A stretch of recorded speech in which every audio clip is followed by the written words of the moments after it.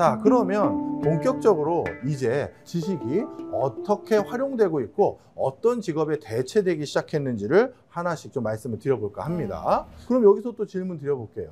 인공지능이 이제 본격적으로 사람들의 일자리를 대체하기 시작할 거라면 앞으로 어느 일자리부터 위협받을 거라고 생각하세요? 저는 일단 뭔가 반복적인 일. 근데 품이 많이 드는, 시간이 많이 드는데 반복적이고 막 데이터가 많이 쌓여야 되는 그런 일은 그래도 사람보다는 인공지능이 잘하지 않을까. 그래서 대체가 빨리 되지 않을까 싶어요. 정답입니다. 또요? 대량적으로 해야 되는 어떤 것들에서 이렇게 범위가 큰 어떤 무언가를 할 때 사람이 다 할 수 없는, 사람이 다 할 수 없는 것들을 좀. 정답입니다. 자, 이봐 내가 이거 AI의 수업 내가 들었다니까. 나 챙길 것 같은데. 최근에 이렇게 돌아다니니까 뷔페에 그 그릇 치우러는 로봇들이 있더라고요. 맞아. 약간 그런 쪽. 이것도 정답입니다. 맞아. 자, 다 맞췄다, 이야! 동물지도. 여기 계신 분들이 말씀해 주신 걸 종합해 보면요. 사람들이 하기 귀찮은 일이거나 그리고 뭔가 어마어마한 양을 처리해야 되거나 아니면 좀 반복되면서 그리고 복잡다단할 수 있으면 그런 업무들, 이런 것들이 지금 전방위적으로 인공지능이 대체되기 시작했어요. 이거와 관련된 연구가 있어서 한번 소개시켜 드리려고 하는데요. 세계 인공지능 학회에서 가장 혁신적인 인공지능 기술이 어떤 기능을 담보하기 위해서 개발됐는지를 연구조사 해봤더니요. 1위가 일정 계획 같은 거를 인공지능이 대체해 주는 겁니다. 만약에 저 기능이 본격화돼서 일상생활에서 우리가 활용하는 수준까지 발달이 되면 이제 어느 직업군이 대표적으로 없어질 거냐 하면요. 비서 직군이겠죠. 예를 들어서 하루에도 여기저기서 전화를 많이 받고 또 수시로 일정이 바뀌는 사람들 같은 경우 자기가 그거 다 일정 정리를 못 하거든요. 그러다 보니까 비서분들께서 그 전화를 대신 받고 누구실입니다, 어느 자리입니다 라고 하면서 그 약속이요? 그러면 그때는 다른 일정이 있어서 안 되시고요, 혹시 그 날짜 되세요? 하면서 이걸 다 빼곡하게 채워넣거든요. 그런 일을 원래 해주는 업종이 있는데 그런데 이제는 그럴 필요가 없는 거죠. 그 다음 두 번째입니다. 경고, 감시, 감사, 사기 적발이에요. 자, 이것도 좀 말씀드릴게요.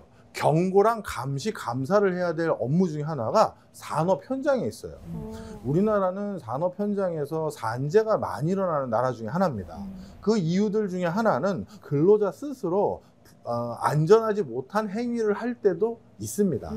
예를 들어서요. 공사를 막 하고 있는 건물인데 중간에 이제 담배 피러 내려가려면 원래 1층까지 내려가야 되잖아요. 근데 아직 이 건물은 엘리베이터를 안 만들었어요.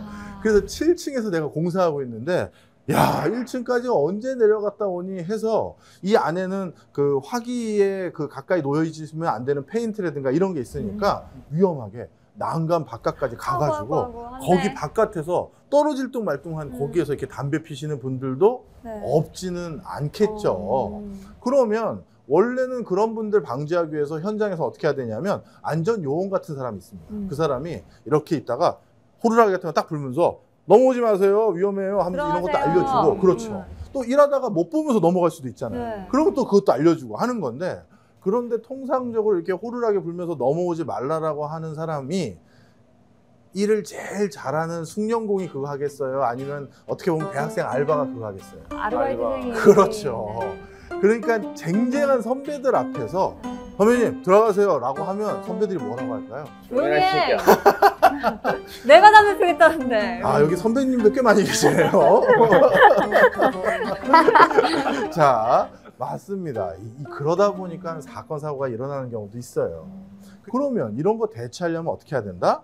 CCTV가 사람을 인식하는 센서가 달려 있어서 움직임을 보고 뭔가 위험한 일을 행동하는 사람에게 사이렌을 울리거나 직접적으로 윙윙 소리를 내면서 뭐 하지 마십시오, 어떤 작업자님 뭐 하면서 얘기를 하면 훨씬 수월해지겠죠.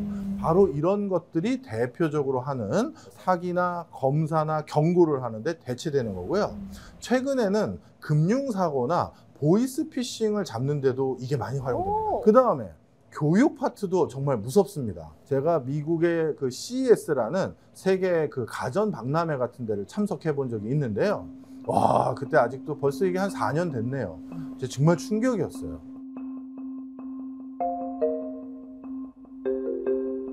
거기에서 하는 그 새로운 비즈니스는 인공지능 스피커를 바탕으로 영어 교육을 하는 솔루션을 개발 중인 회사였어요.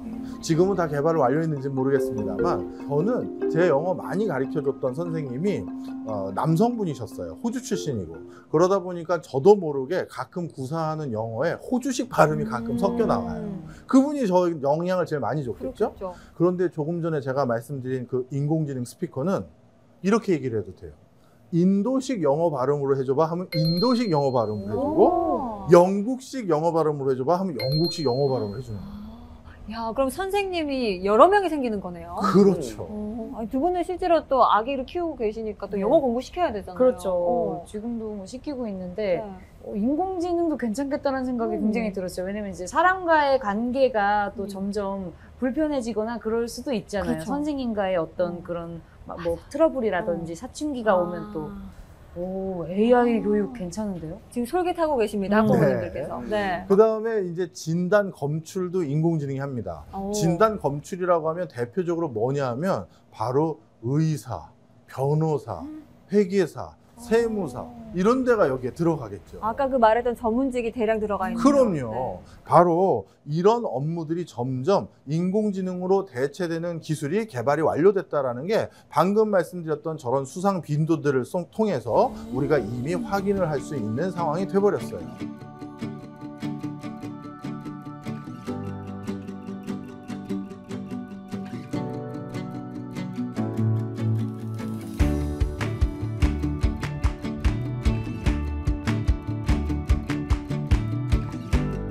그러면 저런 것들이 지금 현장에서는 어떻게 실제 적용되고 있는지 한번 말씀을 드려볼게요. 이미지가 들어가 있는 그래프를 하나 가져왔습니다. 그 그래프 가운데에 보면 덕 노비스라는 한 배가 이렇게 세워져 놨죠. 네. 그 배가 얼마나 큰 배인지를 전 세계 대표적인 건축물과 비교할 수 있도록 제가 해놓은 건데요. 파리 에펠탑보다도 높습니다. 그 다음에 쿠알라룸푸르에 있는 트윈타워보다도 높죠. 대만의 백일타워 정도 되는 높이의 배예요. 그러면 저런 엄청나게 큰 배, 이걸 설계하는 사람은 어떤 사람일까요? 똑똑한 사람. 대단한 사람. 정답. 대단한 사람, 똑똑한 사람. 정답입니다. 정답. 대단하고 똑똑해지려면 네. 저 분야에서 통상적으로 20년 이상의 업력을 쌓아야 돼요. 한때 저렇게 큰 배를 건조할 수 있었던 나라들이 대표적으로 많았던 곳이 유럽이거든요. 근데 유럽은 이제 조선업의 명맥이 끊겨서 이제 저런 배를 더 이상 건조하지 못해요. 한국의 그 경쟁력을 뺏겨버린 거거든요. 그런데 요즘 저 배를 다시 육성하고 싶어도 한동안은 못했거든요. 네. 왜냐하면 저 배를 설계를 해야 만들 텐데 설계할 수 있는 그 20년 업력이 있는 사람이 20년 동안 조선업을 안 했으니까 단절됐을 거 아니에요. 네. 그러니까 아예 할 수 있는 사람이 없어지니까 조선업을 육성을 못했었던 것인데 최근에는 하려면 할 수 있게 됐어요. 어떻게 해요? 어떻게 됐느냐? 전 세계에서 저런 배를 건조했던 그 설계 도면을 인공지능에게 전부 다 넣어줍니다. 이야. 그리고 나서 새로운 선주가 이런 배를 필요로 한대 하면서 그 체크리스트가 있을 거 아니에요. 엔진실은 어디 있었으면 좋겠고요. 저는 여기에는 공조시설에서 온풍기가 나왔으면 좋겠고요. 뭐 온갖 체크리스트가 있겠죠. 그럼 그 체크리스트를 바탕으로 인공지능에게 이런 배를 하나 설계해봐 하면 배 하나가 설계가 뚝딱 나오는 거예요. 어찌 보면 20년 업력 내공을 가진 엔지니어의 일자리 하나가 대체될 수도 있는 상황이 놓여진 거죠. 그러다 보니까 우리나라가 그동안 공고히 지켜왔던 산업 경쟁력도 잘못하면 이거 문제 생기겠는데 이렇게 생각할 수 있는 상황이에요. 그 다음에 교육 부분 얘기 드렸었죠. 직업이 사라지는 걱정을 해야 될 때도 있지만 조금 달리 말씀드리면 오히려 또 기회 요인이 되기도 해요. 인공지능으로 인해서요? 네, 맞습니다. 미국의 LA 지역 같은 경우는 해외에서 워낙 많이 이민을 오기 때문에 미국 LA 지역의 중학교, 고등학교 교실에는 집에 가면 영어를 쓰지 않는 가정에서 자라고 있는 아이들의 비중이 한 30% 이상 되는 데가 있어요. 그러니까 이 학생들의 문제점은 뭘까요? 학교에서 정규 수업을 하면 따라가기가 어렵죠.